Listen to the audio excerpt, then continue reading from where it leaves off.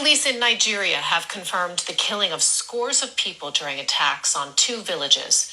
A Red Cross official and a lawmaker have both put the death toll at 162 people. The attacks happened in Kwara State in the west of the country and are said to have been carried out by a group affiliated with the so-called Islamic State. Now, a note, our report contains images that may be distressing to some viewers. This footage shows two bodies bound, executed, and homes set ablaze. Gunmen killed over 160 people here and in a neighboring village in western Nigeria.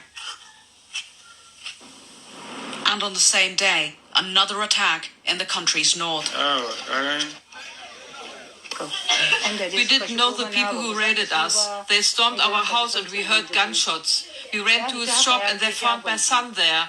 He begged them, but the bandits refused. They said they wouldn't spare no man. They killed him. I only saw his body afterward. So that is the latest news coming out of Nigeria. As you can see there, it's been covered slowly, taking up the media space, not only in Nigeria but around the world, that around 160 people were murdered in Kwara State by terrorists who, according to the governor, where I saw a video of him speaking this morning, said that these people were asked to either convert their religion or something of sort. But the story is that terrorists attacked a couple of villages and murdered 160 people.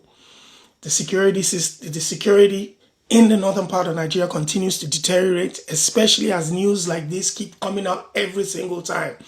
Now, the sad thing about this was not quite 24 hours.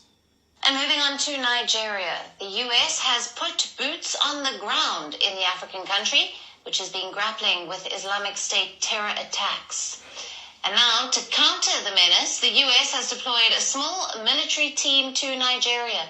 Nigeria's Defense Minister, Christopher Musa, has also confirmed that a team was working in the country. Now, this announcement comes after the US launched strikes targeting ISIS terrorists in Nigeria's Sokoto state on Christmas. US President Donald Trump has been alternately pressuring and helping Nigeria to counter the ISIS terror. This was probably the first news that broke yesterday, that boots were officially on ground in Nigeria now from the United States Army. And within a couple of hours of that news breaking around the world is the news that 160 people had been killed at the hands of these terrorists. What we do know is that the security system, especially in the northern part of Nigeria, is unable to handle this disease. And probably, I know people have been skeptical about the support that international governments like the United States of America or other governments are going to render.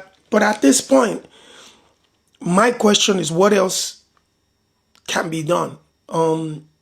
Again, I'm one of those that I have in the past screamed and yelled and been emotional and but nothing seems to have changed in those years that I've been venting. So now I'm trying to keep a cool head and find a way to see how, we can get the security in the country back to what it's supposed to be. Once again, if the government cannot handle this, I am in support of reaching out to organizations, governments that perhaps have a history in dealing with problems like this, not only across the Atlantic, but also in Africa. There are countries in Africa that probably have dealt with severe problems like this in the past. Kenya had problems in the past. There are countries around Africa that have dealt with it. Why don't we reach out to these countries and sit at the table and officially ask for help? Because that's 160 people, if not more, that have family members, friends, that are going to wake up this morning and will be completely heartbroken and their lives completely shattered because of what has traumatized, because of what has just taken place.